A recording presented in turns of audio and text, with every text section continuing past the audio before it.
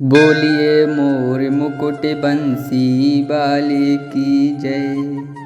मेरे प्रिय भक्तों, आज हम आपको श्रवण कराएंगे ऐसा ही भक्ति अड्डा यूट्यूब चैनल के माध्यम से हल षष्ठी व्रत की एक प्राचीन पौराणिक अमृतमयी पावन व्रत कथा। तो मेरे प्रिय भक्तों, आइए अब हम श्रवण करते हैं हरचट माता की पौराणिक व्रत कथा। भाद्रपद माह के कृष्ण पक्ष की षष्ठी को यह पर्व भगवान श्री कृष्ण के ज्येष्ठ भ्राता श्री बलराम जी के जन्म उत्सव के रूप में मनाया जाता है। इसी दिन श्री बलराम जी का जन्म हुआ था। हल षष्ठी की व्रत कथा के अनुसार प्राचीन काल में एक ग्वालिनी थी। उसका प्रसव काल अत्यंत निकट था।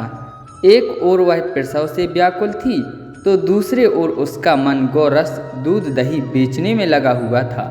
उसने सोचा कि यदि प्रसव हो गया तो गौरस यूं ही पड़ा रह जाएगा।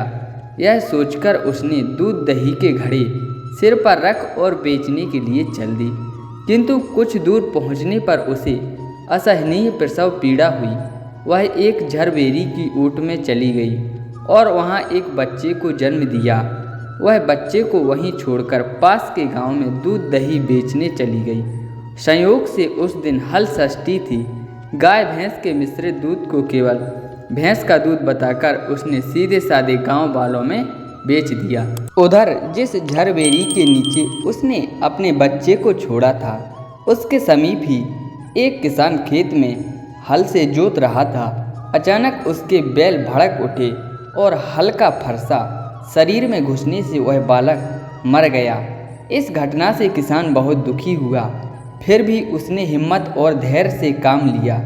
उसने झरबेरी के कांटों से ही बच्चे के चिरे हुए पेट में टांके लगाए और उसे वहीं छोड़कर चला गया। कुछ देर बाद ग्वालिनी दूध बेचकर वहां आ पहुंची। बच्चे की ऐसी दशा देखकर उसे समझते देर नहीं लगी कि यह सब उसके पाप की सजा है। वह सोचने लगी, यदि मैंने झूठ बोलकर गाय का दूध ना बेचा होता और गांव की स्त्रियों का धर्म भ्रष्ट ना किया होता तो मेरे बच्चे की यह दशा ना होती। अतः मुझे लौटकर सब बातें गांव वालों को बताकर प्रायश्चित करना चाहिए। ऐसा निश्चय कर वह उस गांव में पहुंची जहां उसने दूध दही बेचा था। वह गली गली घूमकर अपनी करतूत और उसके फलस्वरूप मिले दंड का बखान करने लगी। तब स्त्रियों ने सर्वधर्म रक्षार्थ और उस पर रहम खाकर उसे क्षमा कर दिया और आशीर्वाद दिया। बहुत सी स्त्रियों द्वारा आशीर्वाद लेकर जब वह पुनः झरबेरी के नीचे पहुंची तो यह देखकर आश्चर्यचकित रह गई कि वहाँ उसका पुत्र जीवित अवस्था में पड़ा है। तभी उसने स्वार्थ के लिए झूठ बोलने को ब्रह्म हत्या के समान समझा और कभी झूठ न बोलने का प्रण किया।